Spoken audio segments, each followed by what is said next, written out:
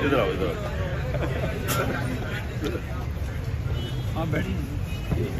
बिस्मिल्लाहिर्रहमानिर्रहीम।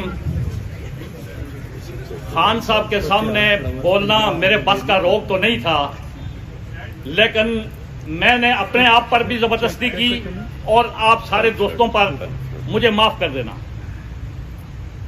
खान साहब का रात को जो सीरत नबी पर खिताब था, मिलाद रसूल पर फातिमा जिना पार्क में, वो दिलों के अंदर जाने वाला खिताब था।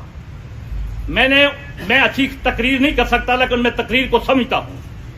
खान साहब का जो अक़वाम मुत्तहिदा वाला खिताब था, वो उम्मत मुसलमा के अंदर चला गया है, वो बाहर नहीं निकलेगा अभी।